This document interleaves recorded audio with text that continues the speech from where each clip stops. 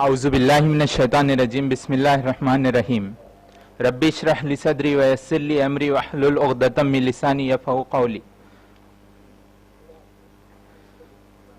Myself, Mohammad Abdul Lateef Siddiqui, pursuing house surgeonship from Government Nizamiya General Hospital, Charminar, Hyderabad. Today, I am going to speak about the role of Unani system in the management of heart failure. Before I start the topic, I would like to thank Allah subhanahu wa ta'ala for giving me the opportunity to stand and speak a few words in front of you all. I would also like to thank the organizing committee for successfully organizing this event, and I would like to thank the Unani Medical Association for organizing this program on the 148th birthday of Masihul Mulk Hk.Ajmal Khan Sahab.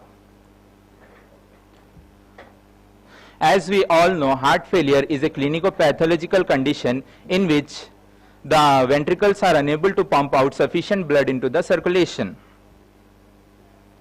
Before I start, I would like to discuss a case in front of you all.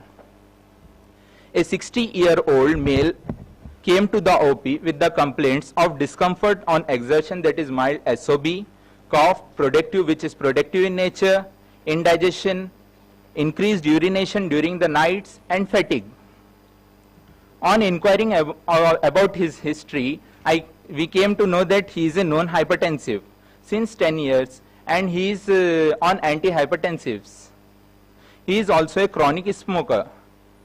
And when we inquire further, we came to know that he is a non-diabetic.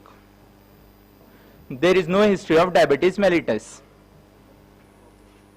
When his random blood sugar was checked, it was 113. So what may be the cause of this increased urination during the nights and this fatigue? He is also not anemic. So what may be the cause? He might be suffering from the initial stages of the heart failure, and he can be easily managed with the help of Unani system of medicine. Now I will begin further with the definition of the heart failure. Heart failure is defined as a pathophysiological condition in which heart is unable to pump out sufficient blood into the circulation which meet the requirements of the metabolizing tissues for oxygen and substrate in spite of the normal or above normal venous return to the heart. Its incidence. The cardiovascular diseases does not recognize the national and international boundaries. Millions and millions of people all over the world are suffering from the cardiovascular system. Though I may sound alarmist, but this is the fact. No proper data is available regarding the Indians. So I have taken the American data, and it is believed that the ratio might be the same. About 5 million of Americans have heart failure, and surprisingly, nearly about 5 lakh new cases are recorded every year, and they are suspecting that they are expending about $25 to $50 billion a year for the care of people with heart failure. So this disastrous is the heart failure. Coming towards its etiology. Almost all forms of the heart disease may lead to heart failure, but depending upon the origin of the cause, it is further divided into cardiac causes and non-cardiac causes. In cardiac causes, there is a lesion in the heart, and in non-cardiac causes, there is a lesion somewhere in the body, but it is due to the increased workload over the heart. Again, cardiac causes are divided into three types depending upon the 3 layers of the heart, that is pericardium, myocardium, and endocardium. Pericardial causes includes pericarditis, hemopericardium, pyopericardium, pericardial effusion, etc. In these pericardial causes, pericardium exerts the pressure over the heart, and the heart is unable to pump properly with that pressure. Myocardial causes include conduction defects like arrhythmias, myocardial infarction, ischemic heart diseases, etc. In this we can see that myocardium is involved, so there will be decreased heart output. Endocardial causes include valvular heart diseases like regurgitation and stenosis of tricuspid valve, mitral valve, aortic valve, pulmonary valve, and atrial septal defect, ventricular septal defect, etc. Coming towards non-cardiac causes. These are the causes which leads to the increase in the workload over the heart, which leads to the cardiac failure. In severe anemia also, the heart failure will begin. Prolonged hypertension, hyperproteinemia, beriberi, cor pulmonale, and thyrotoxicosis are some of the non-cardiac causes which leads to heart failure. Now coming towards the risk factors. These are the factors which can cause heart failure if it is not there in the body, and if the patient is suffering from heart failure, these risk factors might further proceed the disease. So the risk factors include sedentary lifestyle, hypertension, diabetes, obesity, alcoholism, smoking, and some infections, some viral infections like adenovirus, rubella virus, and Coxsackie virus, and bacterial infections like Streptococcus aureus, which causes rheumatic heart disease. So these are the risk factors which worsens the condition. Now coming towards the pathophysiology, how heart failure is occurring in the body, what is the pathophysiology behind it. Before we will move to the pathophysiology, we should know the normal functioning, normal physiology of the heart. Excuse me. So the normal physiology the work of the heart is to pump out. So cardiac output depends on heart rate and stroke volume. Stroke volume is the volume of blood pumped by the heart in a minute, and heart rate nearly about 72 to 80 beats per minute will occur in a per minute heartbeats. So nearly about 70 into 70, that is 4,900 milliliter, or nearly about 5 liters of the blood is pumped through the heart in a minute. If cardiac output is reduced, then there will be change in this heart rate and stroke volume. Heart rate is controlled by the SA node through the impulses through the SA node, which again is controlled by the autonomic nervous system and hormonal system. And stroke volume is maintained by the preload, afterload, and myocardial contractility. What is this preload? We can say preload is the volume of the blood which enters the ventricles. In technical language, we can define preload as the pressure at the end of the diastole which leads the fluid to come into the ventricle. And what is afterload? Afterload is the pressure or resistance against which the heart has to pump the blood into the circulation.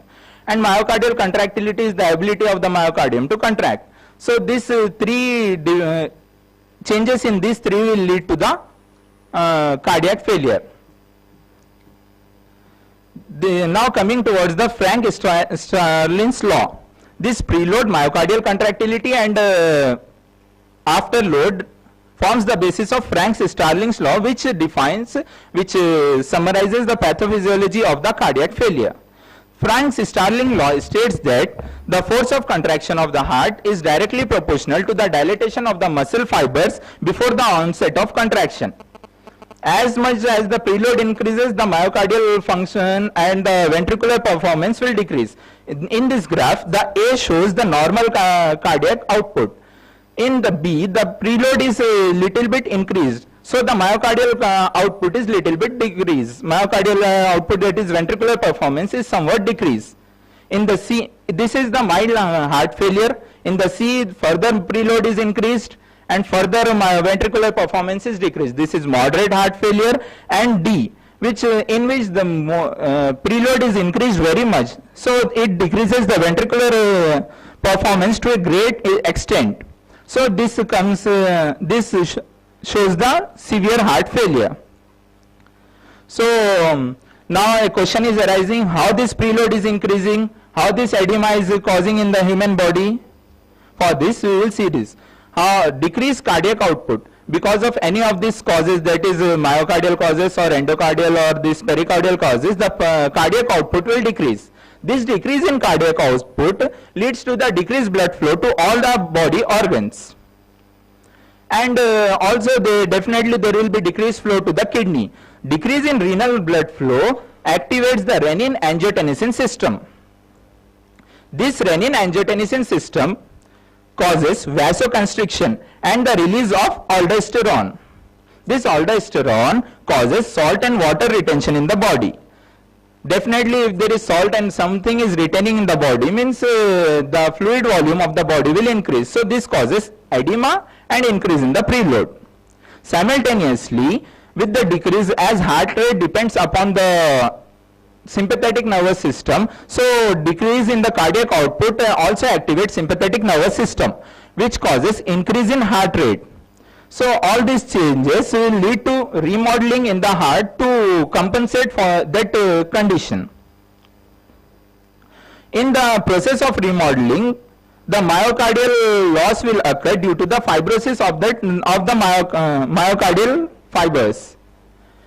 If fibrosis will occur, then there will be decrease, again there will be heart failure. So again the cardiac output will decrease, then again the sympathetic nervous system and renin-angiotensin aldosterone complex get activated, then again vasoconstriction will occur, which increase, with no doubt it will increase the afterload to some extent, but in the long process it will cause a harm over the human body. So थोड़ा सा constant करें. Okay. So the end result will be the fluid overload, that is pulmonary and the peripheral edema. Now coming towards the types of the heart failure. Many classification have been put on for the types of heart failure, but the most important and the most followed are depending upon the time and depending upon the part involved. Depending upon the time, the heart failure can be divided into acute heart failure and chronic heart failure, and depending upon the part involved, it is divided into left-sided, right-sided and biventricular or congestive heart failure. Acute heart failure.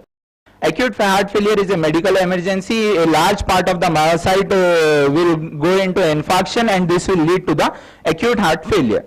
What we have discussed in the pathophysiology is the chronic heart failure pathophysiology, because after acute heart failure the patient might collapse and immediate transplantation or other surgeries are required. In the chronic heart failure will progress in a gradual manner. In chronic heart failure, a variety of compensatory changes which may took place, which we have already seen. Coming towards the next classification, that is left-sided heart failure, right-sided heart failure and biventricular failure. If there is decrease in the left ventricular output, then it is called as left ventricular failure. If there is decrease in the right ventricular output, then it is right ventricular failure. In left heart failure, there will be marked pulmonary edema. Cardiomegaly will be there to compensate, and pleural effusion will be there. As blood into the left atrium comes from the lungs, so left ventricle is not functioning. So reverse flow will occur, and it will increase. It will lead to the congestion in the lungs, and mild edema, pedal edema will be there. But in right-sided heart failure, here in the right atrium, the blood is coming from whole of the body. So due to accumulation and congestion, reverse flow will occur, and there will be raised JVP, jugular venous pulsations, hepatomegaly will be there, ascites will be there, and marked peripheral pitting edema will be there. Now coming towards the clinical features of the heart failure. In general, the clinical feature includes shortness of breath, swelling over the peripheries, chronic lack of energy, difficulty in sleeping at the night due to breathing problems, swollen or tender abdomen and loss of appetite, cough with frothy sputum, increased urination at night. The reason of increased urination is at night is when the person lies down on the night, the fluid in the peripheries will come towards the heart, and it comes into the circulation, then the kidney circulation will increase, so urine is produced more during the nights, and there will be mental confusion also. Final slide. Okay, sir. 1 minute, sir. 2 slides, please. Classification. American Heart Association has classified cardiac failure into the 4 stages. In stage A, there will be no limitation of the physical activity. In stage B, there will be slight limitation, and ordinary physical activity may cause fatigue, palpitation, and SOB. In C, there will be marked limitation, and in D, there will be the person is unable to carry out any physical activity without marked discomfort. And the investigations which help us to confirm the diagnosis of heart failure are chest X-ray, ECG, 2D echocardiography, treadmill test, arterial blood gases, cardiac troponin, serum electrolytes, etc. This is the difference between the normal X-ray, chest X-ray, and X-ray with pulmonary edema. In pulmonary edema, there will be cardiomegaly also, and whole X-ray is blurred. Now coming towards the management. With Unani system of medicine, we can easily manage the heart failure of stage A and stage B. We can also manage stage C, but it requires some higher drugs also. And in stage D, the only answer is cardiac transplantation and other surgeries. So the general measures include adequate BP control, adequate diabetes control, weight maintenance. If a person is smoking or alcoholic, then cessation, complete cessation, lipid management, use of cardiotonics, diet restrictions, and appropriate exercise. And this decoction of this drug is act as cardiotonic as well as lipolytic. Those drugs are Gule Banafsha, Gule Sur, Gule Chambeli, Badranj Boya, Arjun Chal, Daruna Jakhrabi, Abresham Makhras, Ushba Desi, Majid, Tarchini. The decoction made with these drugs has to be given twice daily for a month, and it will show miraculous results. I have seen a case in the inpatient of the government Nizamiya General Hospital where our superintendent madam, Dr. Abida Sultana madam, has given this decoction to a patient along with other drugs, and it has given miraculous effects. The patient had ascites, he has severe SOB, and within 5 to 10 days all his symptoms relieved. The other compound drugs we have to use Khamirejat along with this decoction, the Khamire Abresham Hakim Arshadwala, Khamire Marwarid Khas, Khamire Gauzaban Ambari, and also Khurse Jawahar Mora, Dawal Miss Motadil. And Triyakhe Arba. Triyakhe Arba, all the 4 compounds of Triyakhe Arba, that is Jintiana, Murmaki, Habbul Khar, or Zaravan Tawil, have the miraculous effect on cholesterol, lipids, and it also acts as a vasodilator. So it should be in the management of cardiac failure. We have to give diuretics also as there is congestion. Now Unani approach also has dietotherapy in its 4 ways of treatment. We have to reduce the salt intake, low fat diet, and increase in fruits and vegetables to the patient like papaya, pineapple, pomegranate, guava, apple, bitter gourd, beans, etc. In emergency condition, if the person is literally drowning into the secretions, then immediate action is needed. We have to make the patient in upright position, in sitting position, and support him with nitrates and send him to the higher centers. Now coming towards take home message. Heart failure is a very common problem in elderly with bad prognosis if not diagnosed and managed properly in appropriate time. So our goal should be to diagnose it as early as possible. We can take the method, we can take the use of lab test and echocardiography, ECG also to confirm our diagnosis. We should start cardiotonics as early as possible with other Unani drugs. By doing early diagnosis and proper management, we can reduce this burden from the humanity. Now to prevent heart diseases, we should start eating fruits in our, we should include fruits in our diet, we should avoid junk foods, take meals at regular times, do regular exercise, avoid stress, and maintain normal sleep. Now Hyderabad is going to work at nights, so we have to maintain our normal sleep. This is essential. Thank you. Wishing you all a healthy heart and a healthy life. Thank you.